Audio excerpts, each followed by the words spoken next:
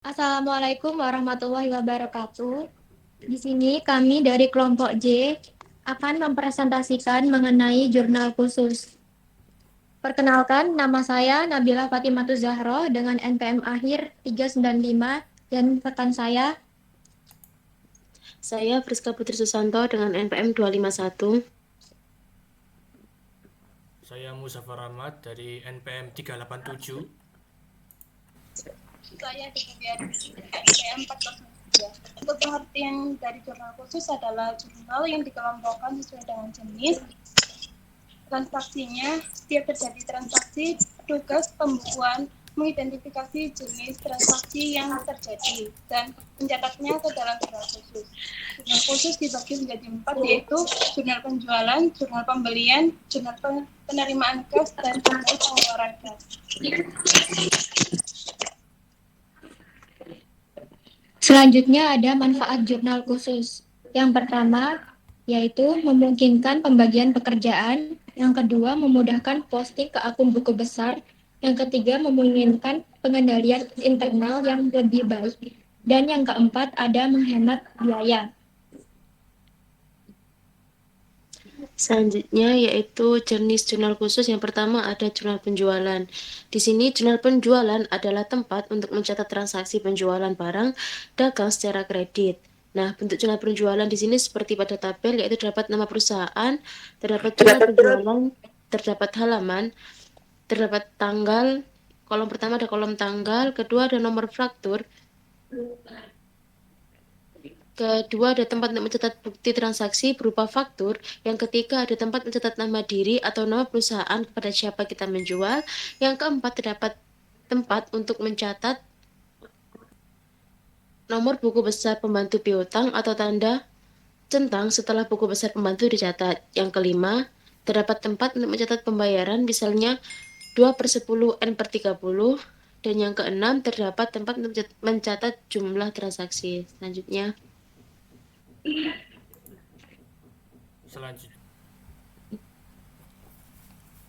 Jurnal pembelian. Jurnal pembelian adalah tempat untuk mencatat transaksi pembelian barang dagang dan harta lainnya secara kredit. Bentuk jurnal pembelian adalah sebagai berikut. Di tabel yang pertama adalah tempat tanggal transaksi. Terus yang kedua, di tabel yang kedua ada tempat mencatat nama orang atau perusahaan dari siapa kita membeli atau nama-nama pada buku besar pembantu. Lalu yang ketiga ada tempat memberi tanda centang atau nomor buku besar pembantu jika buku besar pembantu telah dicatat pada akun yang bersangkutan. Lalu yang keempat ada tempat syarat pembayaran. Lalu yang kelima ada tempat mencatat jumlah pembelian. Lalu yang keenam ada nama akun atau nomor akun selain pembelian persediaan barang dagangan. Terus yang ketujuh ada tempat mencatat tanda centang bahwa transaksi sudah dicatat pada akun buku besar. Yang ke-8 ada tempat jumlah untuk kolom 6. Yang ke-9 ada tempat mencatat jumlah hutang dagang. Khusus untuk mencatat semua transaksi penerimaan uang tunai dan atau setara dengan uang tunai. Bentuk jurnal penerimaan kas. Yang pertama ada tempat mencatat tanggal transaksi, yang kedua tempat mencatat nama diri atau perusahaan yang melunasi atau keterangan singkat transaksi, yang ketiga tempat mencatat tanda centang bahwa transaksi sudah dicatat di buku besar, yang keempat tempat mencatat jumlah uang yang diterima, yang kelima tempat mencatat potongan penjualan, yang keenam tempat mencatat jumlah piutang dagang yang diterima, yang ketujuh tempat mencatat jumlah penjualan tunai. Yang kedelapan, nama akun dari transaksi yang dicatat pada lajur serba-serbi. Yang kesembilan, dicatat jika akun pada kolom 9 telah diposting di akun buku besar. Dan yang ke-10, tempat mencatat jumlah dari akun yang ada pada kolom ke-9. Selanjutnya yaitu jurnal pengeluaran kas. Jurnal pengeluaran kas adalah jurnal khusus untuk mencatat transaksi pembayaran yang dilakukan oleh perusahaan untuk berbagai tujuan. Transaksi yang sering terjadi adalah pembayaran utang dan pembelian tunai barang dagang. Untuk jurnal penerimaan kas adalah seperti yang tadi tabel. Untuk kolom yang pertama yaitu tempat mencatat tanggal dan tanggal dari transaksi. Yang kedua, tempat mencatat nama diri atau nama perusahaan tempat pembeli. Akun ini dicatat di debit jika nama itu ada di register pembantu. 3. Diisi tanda checklist setelah akun buku besar pembantu dicatat pada akun yang bersangkutan. 4. Tempat mencatat jumlah utang. 5. Tempat mencatat jumlah untuk akun pembelian. 6. Mencatat nama akun dari transaksi yang dicatat pada register serbi. 7. Diisi setelah kolom 6 dicatat pada akun buku besar yang bersangkutan. 8. Mencatat jumlah untuk akun 9. Mencatat jumlah uang yang dibayar. 10. Mencatat jumlah potongan pembelian, yaitu selisih nilai nominal utang dengan jumlah yang dibayar melalui kas.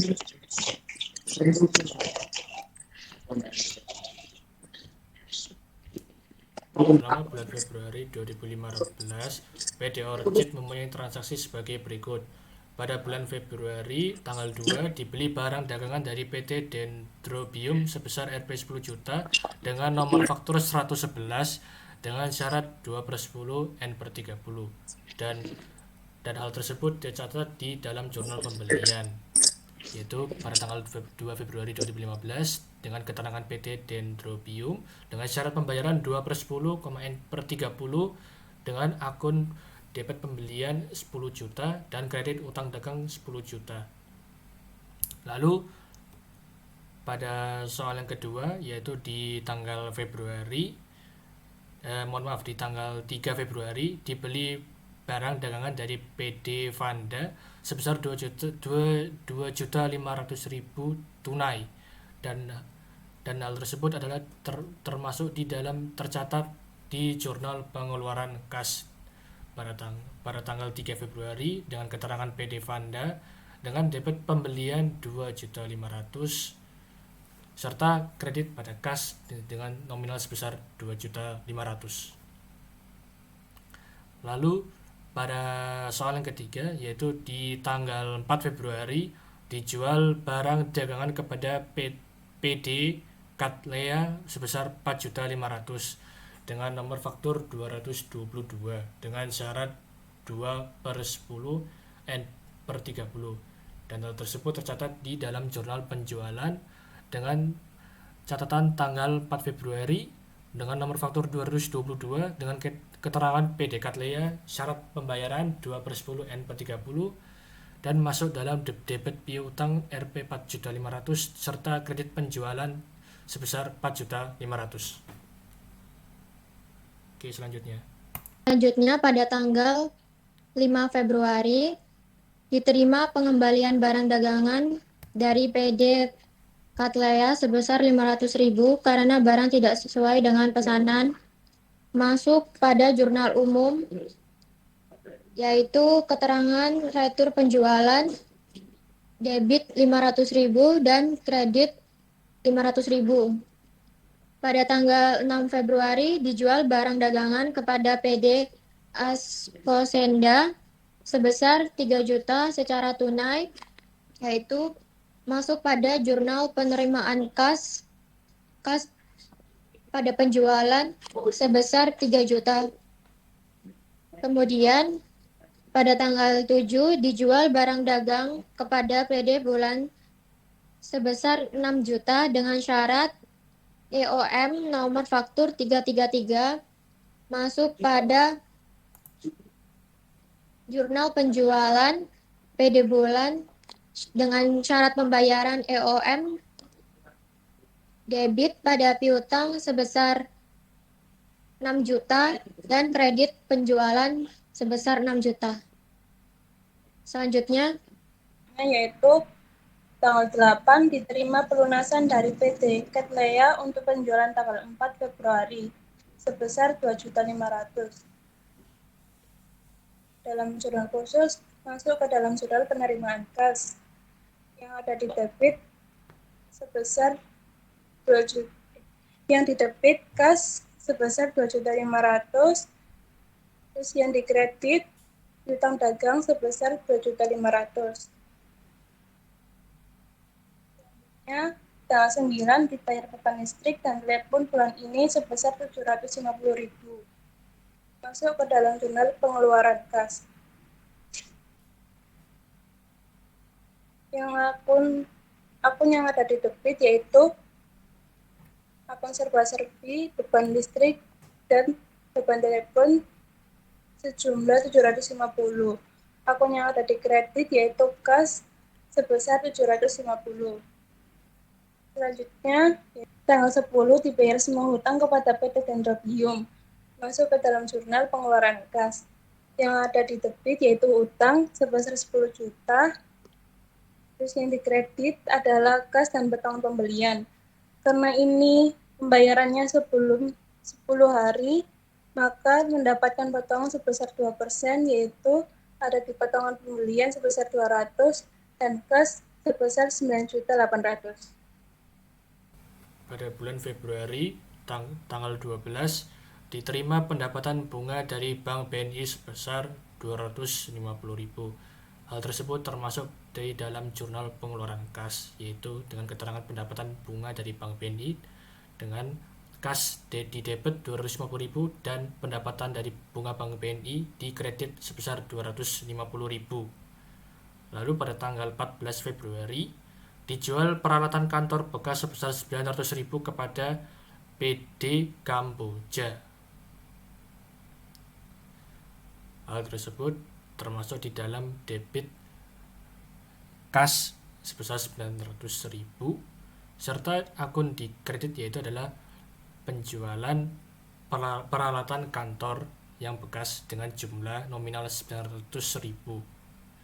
Lalu pada tanggal 15 Februari dijual barang dagangan kepada PD Asko Sentrum sebesar 1.500.000 dengan nomor faktur 231 dengan syarat EOM. Dan akun yang dicatat itu di dalam debit piutang sebesar 1.500.000 serta kredit di penjualan sebesar 1.500.000. Sekian dari kelompok kami, kelompok J. Terima kasih telah menyaksikan presentasi kami. Mohon maaf jika ada kesalahan. Wassalamualaikum warahmatullahi wabarakatuh.